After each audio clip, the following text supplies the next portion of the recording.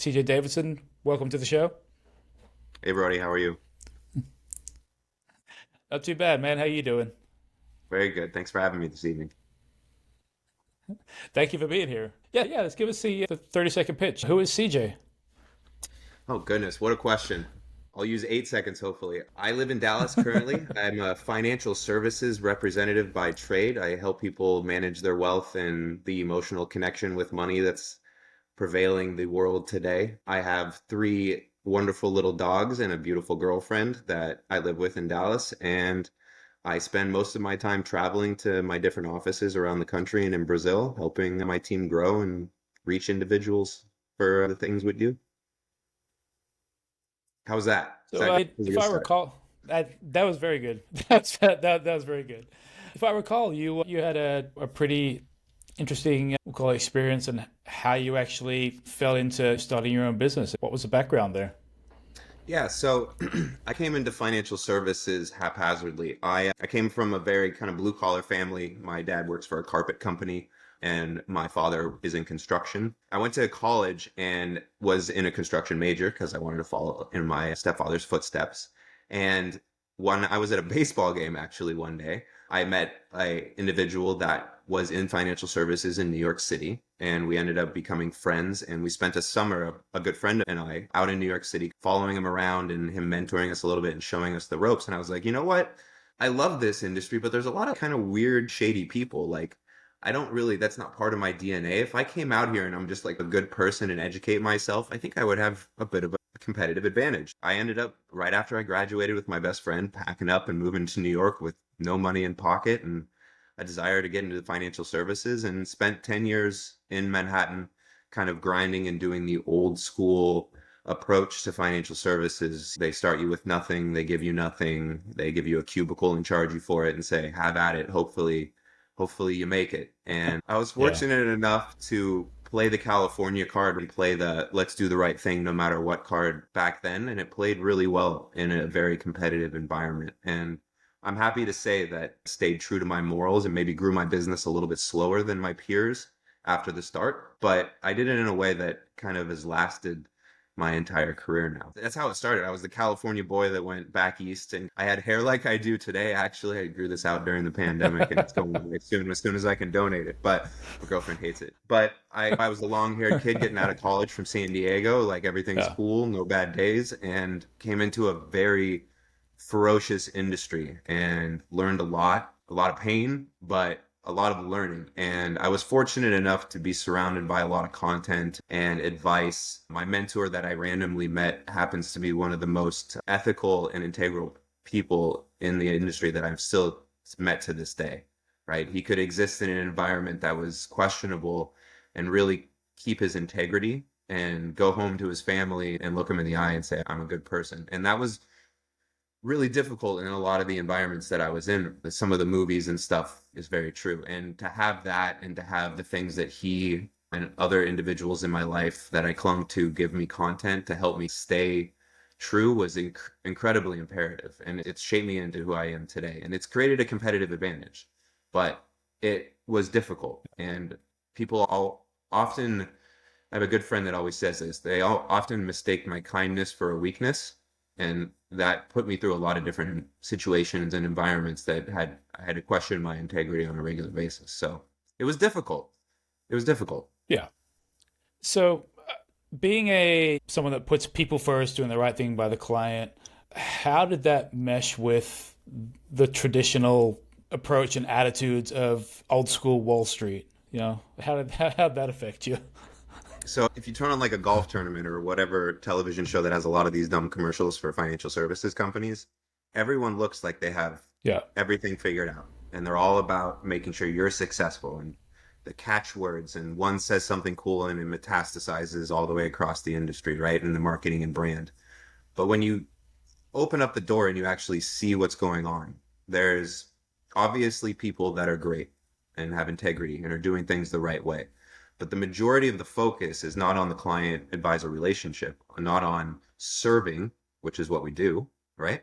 But on profit margin, Yeah. on profitability, on how can we make the most money and utilize widgets in a pattern that creates more value, right? And it had nothing to do with what we're Yeah. doing at the end of the day. So it was a big disconnect Yeah. and it was really difficult. And I'll say even further, a lot of times when you're successful in our business, you meet this fork in the road where have to either continue to do things the hard way and the right way. My company calls it the Proxy way. That's our motto that tethers us anywhere we are. Or you can sell yourself and do what you're told and make more money quicker. And if you're a good person, go home, question yourself on a regular basis, right? And Yeah. it's difficult to choose that right way. And I think maybe 2 or 3 out of 10 choose that right way when they become successful. So you have this big funnel, right? You have people that are just not great and can't look at money and say, do the right thing instead of go for profit in the very beginning when you're funneling down. But then you reach this point of success where you have to again face that precipice and you understand and you're knowledgeable at that point and you understand the repercussions of both even better and even greater from a monetary perspective. It's difficult. It's difficult to get through your whole career and be hyper successful without selling yourself, if you will. So you see, you're surrounded by people that do this on a daily basis. They put profit ahead of people. What was it like going to the office every day and watching that? Yeah. Does it make you angry? Did you want to throw something at the wall? How did that play out? So there was 1,000 ways you can take it, and I saw the different ways that different people took it, right? They saw, and then they got to choose that fork in the road very quickly. I was fortunate enough to where I was told, like, you're not allowed to go to the 41st floor, right? Like, that floor is off limits. The people that are there, you don't hang out with them. Don't ask why. It was like you were 13 Yeah. and you can't go out after dark. You're like, why can't I go out after dark? I don't get it. I ride my bike, like I can see. Right? I was sheltered a little bit on purpose, but I'd have to go downstairs for every now and then, or I'd get partnered with things as I became more successful. And it was difficult because I'm in an industry where if you Google what I do, the first 15 things are negative, and the first 15 things represent the 70% of the industry that is real out there, right? But at the same time, Yeah. life is about how you react to things, and you have the choice when something comes your way in most cases to choose how it affects or if it's real or not. And I chose to take that as a competitive opportunity for me to double down on being a good person.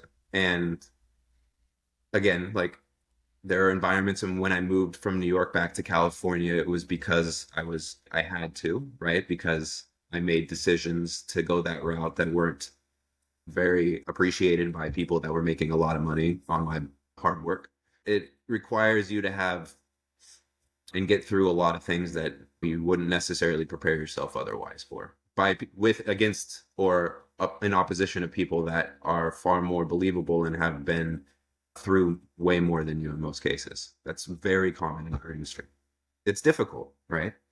If you're Yeah. unsuccessful, you're thrown away. So If you're successful, you have to go through more even sometimes. yeah. It's not the right way the business should be run, but it So is the old school way, as you said.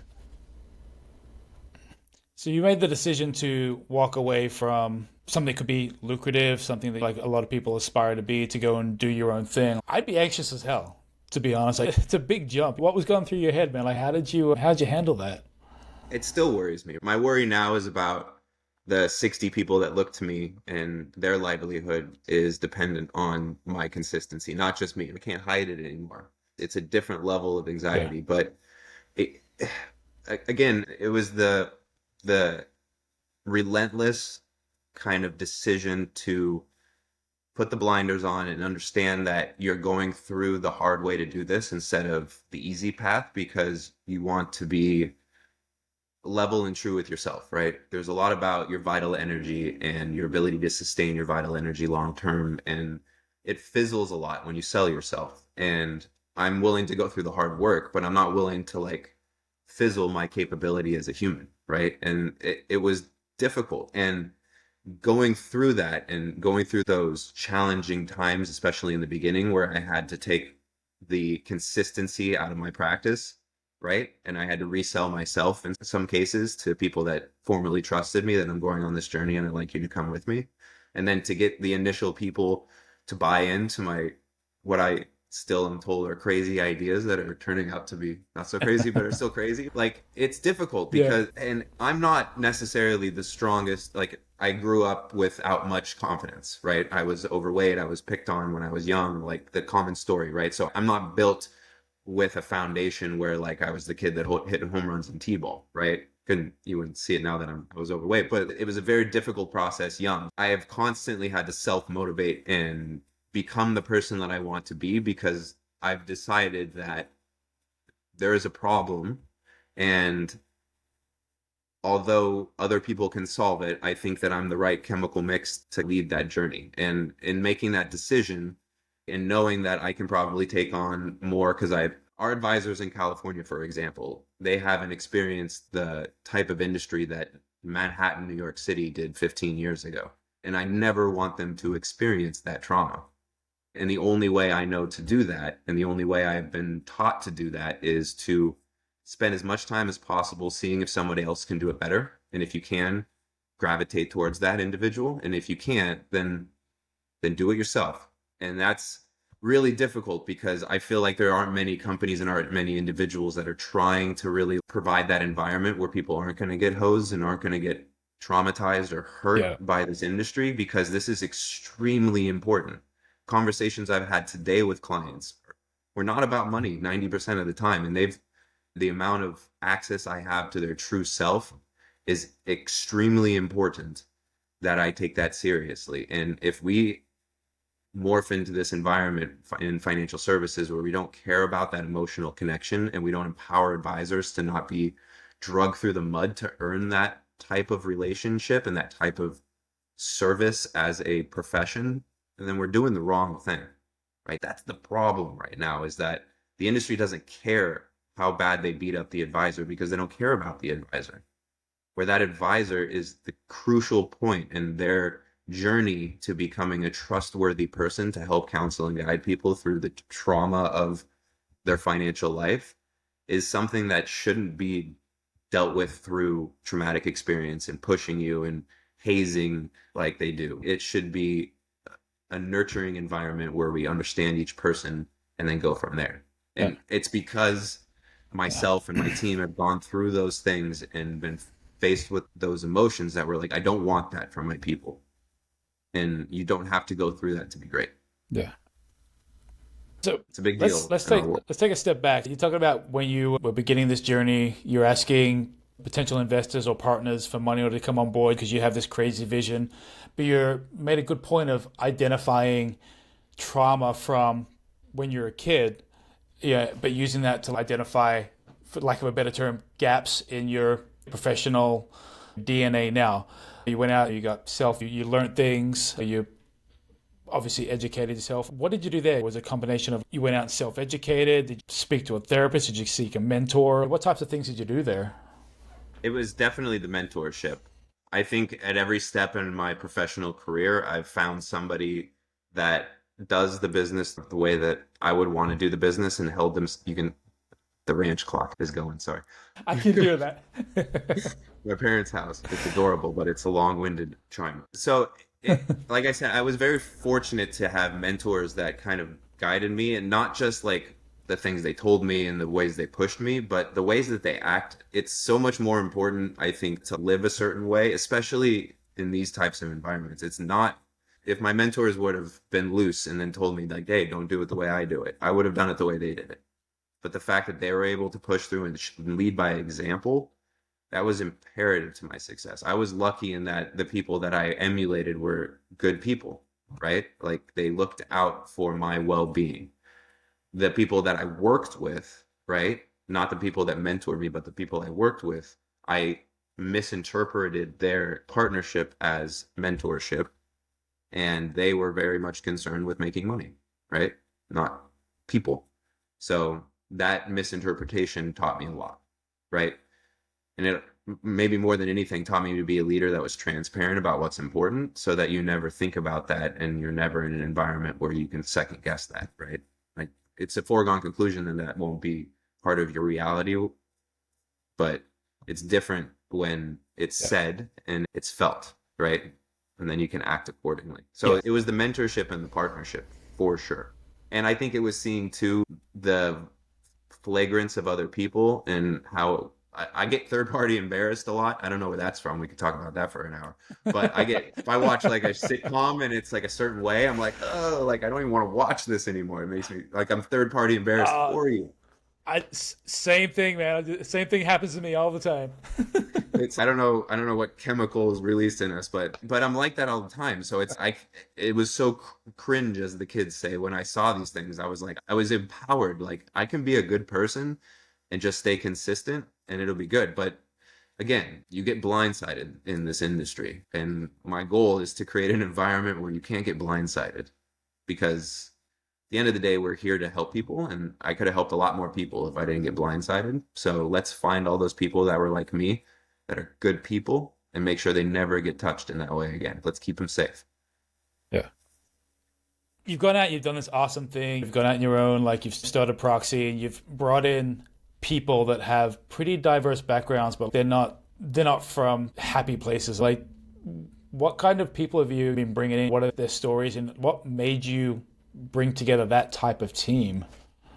So I think I was fortunate in that life and the way that my experience transpired into what I show the world attracted certain people, right? Like in the beginning, there were individuals that I was really interested in joining the company and being a part of the initial things, and some people that were part of the company, but those individuals didn't have the same values and didn't have the same mindset. They were really good at being a professional, but they didn't have the same DNA, in that they came from an environment where they have felt the pain of doing things the wrong way or been treated a certain way, and bring that into an environment where they want to make sure they protect people against it ever happening again. And I lost a couple of people that didn't experience that were great at what they do, but when I look now, and we do a leadership retreat once a quarter where we all get together. We're everywhere around the country, so we never really see each other than like this.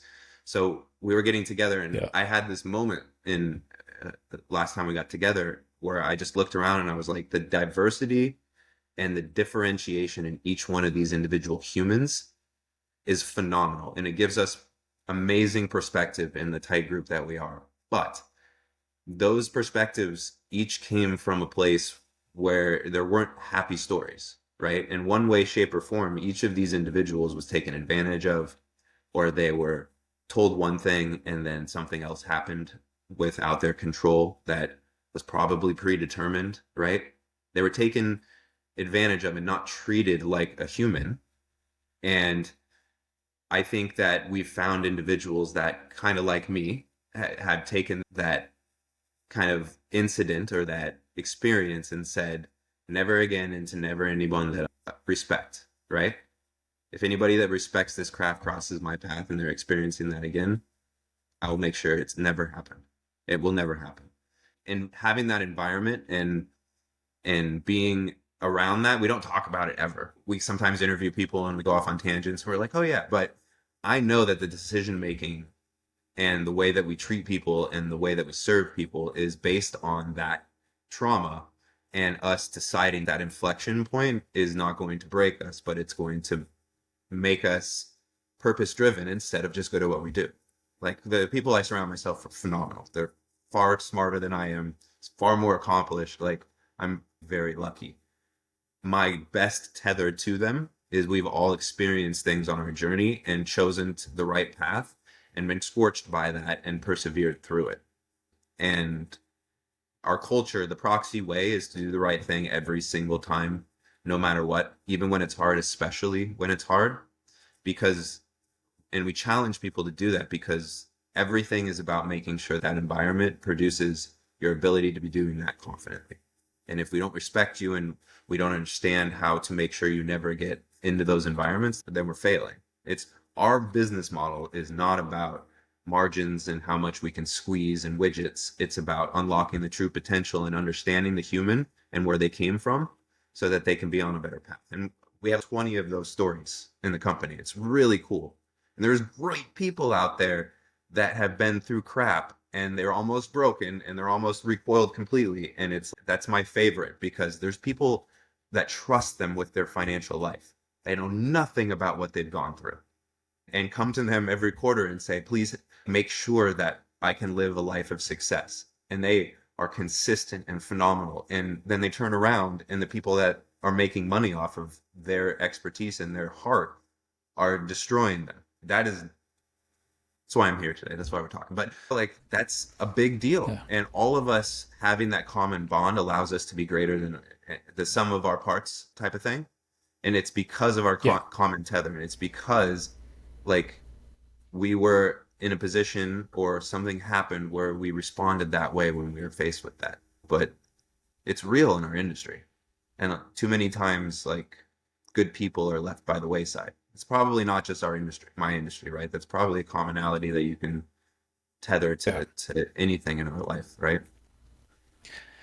So if you talk about the client customer relationship, obviously you're going to have some really great customers that are like they're great to your advisors.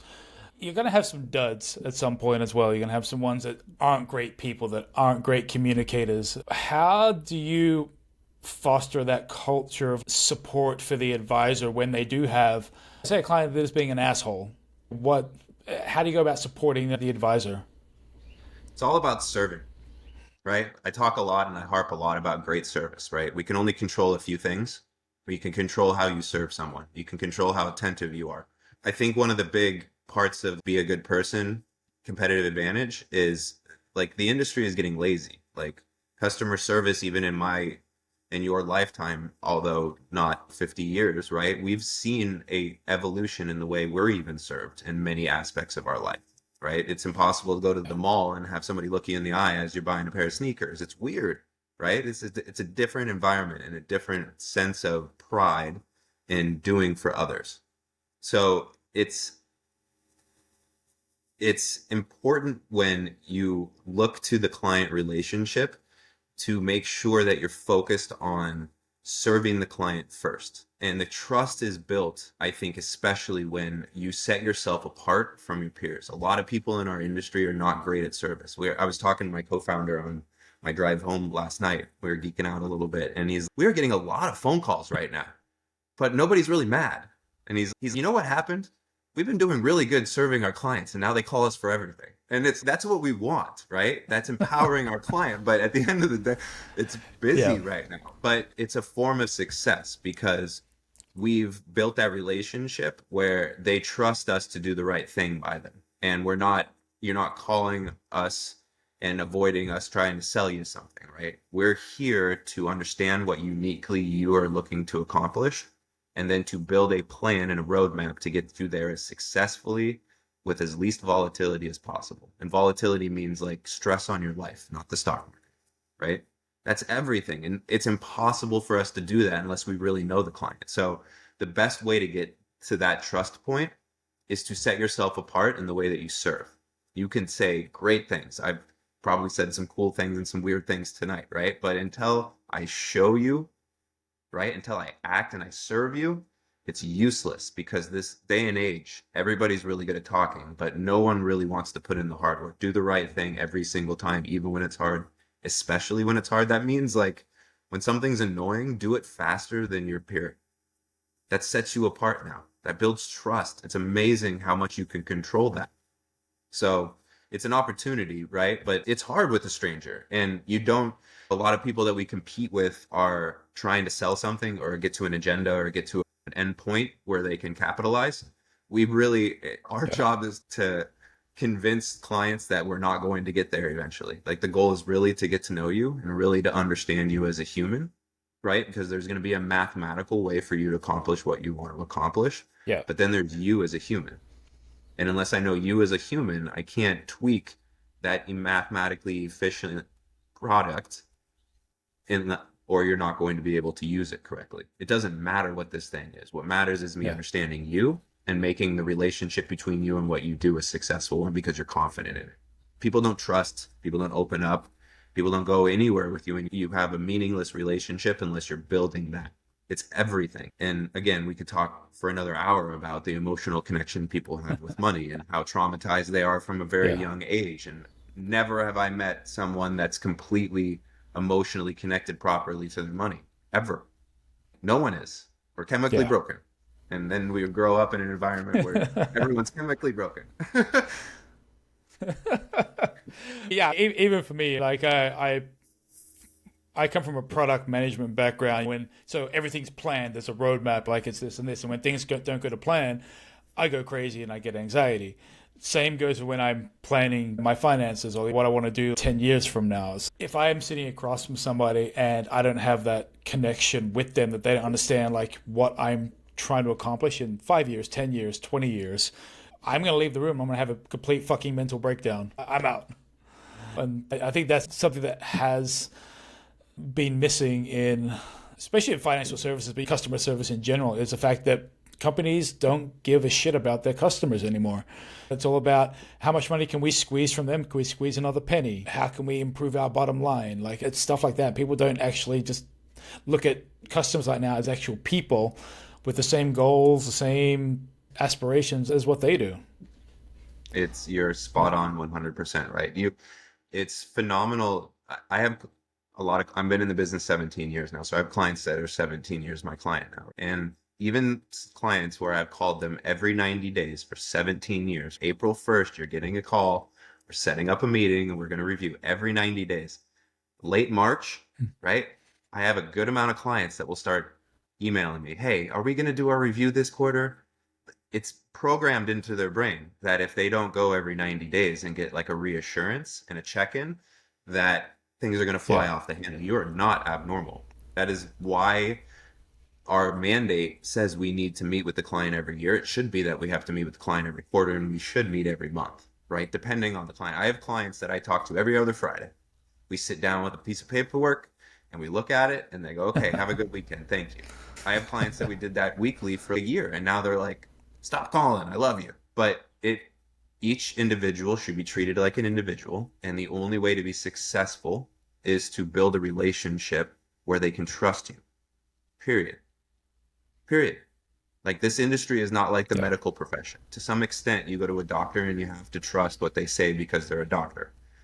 This industry is much looser. Yeah. People can get away with making bad recommendations. You can't go to a doctor and they can prescribe you a medication and it's wrong and they don't get in trouble. Here, you can be like, oh yeah, you're aggressive. Let's put you in some stocks and they're wrong. And you're like, oh, I'm sorry. The stock market, right? It's a Yeah. different bar and people get away with things here. So you have to build that trust and they have to know that you're not going to do that. And every single person, you have to expect that they know someone or they personally have been wronged by someone in my professional field, and that it comes with it or it will be brought up along the course of getting to know that individual. So how do you want to position yourself? Like a salesperson or like someone that you want to build a 30-year relationship with that will be dependable and consistent with you and wants to get to know you as a person?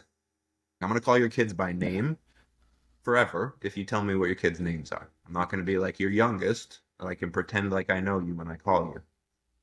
I have a therapist and Yeah. I love them, but when I first met them, like the first couple meetings, like you could tell they were like reading the notes as they walked into the meeting. It's you're never going to get through to me. I'm never going to trust or do anything that you tell me unless I believe that you understand me and you care about me and we have a connection. I'm smarter than that. Yeah. It's the same thing that I bring to the table here. I don't expect you to give me a dollar of your money or respect anything I have to say unless I prove it to you. It's because my industry has done that and I'm here to battle that for you because I care. Let me prove it. Don't believe a It's thing I say. interesting. Interesting you bring up the therapy thing. Interesting you bring up the therapy thing because I hear that a lot, especially with my friends when I've recommended like, hey, just go see a therapist. If you're not going to talk to me, if you're not going to talk to your girlfriend, your wife, go talk to a therapist. And they all say the same things. Like, yeah, I spoke to somebody, but I just didn't feel like they gave a fuck. You're sitting in a room, they're writing down notes. Tell me about your childhood and tell me about your relationship with your mom. It's all the same cliche stuff. They don't feel like they're actually building that relationship with you. But some therapists are great. You hear some stories where people have walked in and, yeah, I had one session and now I feel great. I don't need to go for another year. You have even some of my friends now, they cycle through therapists, their socks. It's 4 weeks here, 6 weeks there. Yeah, I just don't like this guy or I can't connect with this woman. I just don't feel like she cares. But no, it's a really interesting point you bring up there. What a competitive advantage, and how many people will leave someone that they think honestly cares about them, or how about actually honestly cares about them, and they're not pretending. Yeah, That's everything these days, and it's exactly. sad that we boiled down our service industry to are you faking it or not? That's our bar. Yeah. That's our bar. That's what we have to live up to. Like, I'm not lying to you. Like, but if you're a good person, there should be an environment for you to thrive and that cares about what you've been through, what you've experienced. And there isn't. There's one. So let's talk about Proxy. You've built this culture of doing the right thing. You've brought in people that have had traumatic things happen to them to encourage them to do the right thing. What is your plan for this? What is your end goal with providing this great service to customers? It's all transparent. It's what's the tip of the mountaintop for you? Somebody asked me this today, and I got a little too whimsical, maybe, but I think any, I think hopefully a lot of successful people look at what they're good at and say, how can I turn this into a way to unlock what my heart wants me to do? So if you're asking me personally, I would like, I don't want to sell this company. I'm not trying to build something that I sell for $1 billion, right? I want to create a safe haven for good people to do good business and eventually have that be next to or not necessarily in competition with, but a relevant kind of side by side with all of the traditional ways of doing this business. I don't anticipate us becoming a large bank or doing anything astronomical, but I do expect for when people think about where they want to hang their hat and build their career, that our company is a differentiated opportunity and option for those people. And depending on how you're built and depending on what you want to do, I want us led by culture and client advisor relationship to be the pinnacle. And then if I use that and I'm hyper successful and I can leverage that, like I, and this might be controversial, but I would like to be able to provide a way educationally to give other options to young professionals other than the traditional 4-year college. So start them young, right? Like I want to capture advisors and financial professionals before they've even hit the ground. They get their general education and they go straight, instead of a major at a 4-year university, they come to Proxy University and they learn how to be a true fiduciary and truly serve. Heavy psychology, heavy emotional intelligence based, and heavy finance based, where it should be, right? In that proper meridian of balance. And I want to be able to create that so that there's another alternative for getting into our industry. I really think that we have a path to wisdom that would drive a successful model in that way. We're not there yet. I don't have the skill set to do that yet, but I think for what we're creating and the experience that we're going to be going through in the next few years, that we'll eventually get to a point where we can capture it early and not have to unwind problems, but catch them before they start. And then maybe get into some teenagers and teach them how to do Yeah. taxes or something. You can teach me while you're at it, man. I get my wife to do everything for me because I'm just not good with numbers. I only got a certain amount of years, but as young as I can go, where I can unwind that emotional trauma with money, I'm gonna go as young as I can. Like, and then I'll run out of time eventually. But I really think there's a big gap there, and I think that Yeah. it's the beautiful thing about our time in existence, right? Everything isn't figured out yet, and you have the ability to be part of the evolution of existence. So, be a good person and work hard. So you're talking about scaling the company, like you're opening offices here and there, you got offices around the country. Like obviously you're expanding, you're getting bigger, and it's a common thing with companies that do scale like this where the cultural message gets lost in that transition. How are you going to ensure that everyone's goals, everybody's perspective of the company is actually still aligned? It's been a big part of our conversation, a really big part of it. And right now, it's because I'm physically and emotionally pushing the company holistically in one direction. When we're expanding to a new city, I'm physically there until the culture is where it needs to be, right? My job these days is to travel around and see the offices on a regular basis. But I think it's important to note that a lot of companies are using these things as a marketing ploy, but we have built them from the root of our company, right? So there's no one that's here that doesn't believe in the Proxy way. Like that's the only thing, or you can't be here, right? No one thinks otherwise. And frankly, I'm very proud of the ferocity with which we back that up as a company, being in 3 languages and 3 countries and 40 different cities, right? It's really cool. But the company won't be Yeah. allowed to grow until we can stress test and we can prove that we can keep that culture alive. So I think we've done a good job in understanding that a lot of the problems that exist right now other than there's a lot of problems. One of them on topic here is that the companies that exist that we compete with in these big banks and whatever, they didn't start that way and they can't change to be that way. It's impossible. They can't. So the fact that we're rooted in that and our success as a company is determined by that, like mathematically is determined by that, gives us a good head start on keeping that culture alive for a longer period of time. And everything that we do, I'm very proud of the fact that the 60 advisors that are around the country and around the world are very different people. Like the more unique, the better. The only thing you have to do is believe and live the Proxy way. Put the client first every single time. If you can prove to me you can do that, the definition of success is actually you being able to be more and blossom more and more as an individual. I'm going to go around the country and see completely different makeups and way that people interact in personalities wherever I go, right? I want to see a vibrant array of personality, but I have to see that no matter what, you're defending the integrity of your client relationship. So that tethers everything we do. Like when we decide to bring someone on, the practice we're looking at in California right now to merge with and acquire, I'm looking more particularly at are the people that make this thing run able to be, or are they already the people that we are? That's more important than the financials have to make sense, but that is not a determinant of yes or no. Our culture is Yeah. everything. And that's good wisdom on your part, and you're seeing that, and it's a lot of what I focus on right now. Like I'm very concerned with us being able to get to 200 and 500 people, but for me to go anywhere and know that it feels the way it should feel. That's weird and Okay. loopy, but like I want it to feel No, a no, certain way, perfect and I sense. It want makes it to look perfect very sense to me. all right, cool. All right, good. Yeah. You're confirming I'm not Okay, so that's careful. no. We think the same way. I built my previous company the exact same way. If you're not on board with what we're doing, like if your goals aren't aligned with doing what's best for the customer, then it's get the fuck out of here. Basically, Yeah. it's not how we do things. People are important. And I love the Uh, question too. What's my day supposed to look like? What's the blueprint for how I'm yeah, supposed to be? I'm like, there's no blueprint. You have to be a good person. You're a business owner. Like, I yeah. want you to be an individual and be unique.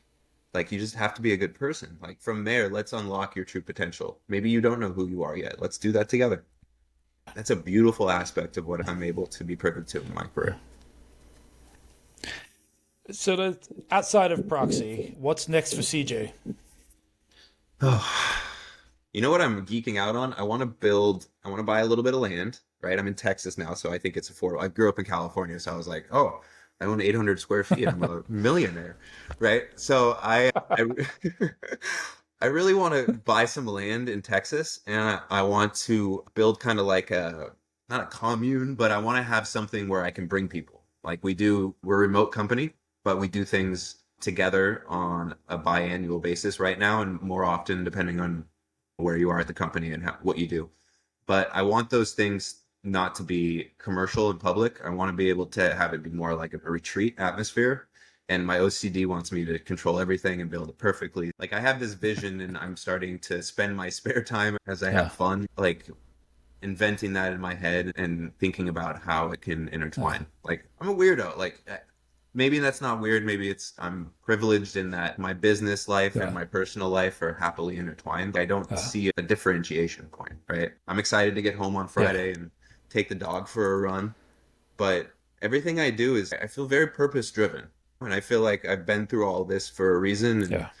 and like I had a therapist before that showed me meditation and I meditate a lot and it made no sense for the longest time and now that I'm facing the things as a leader I'm facing, I'm harkening back to my mantra and I'm feeling like, okay, like maybe I need to let what I'm experiencing happen. So I'm in a good place, but it's, I don't know, is it healthy or unhealthy that my work and my personal life are so intertwined?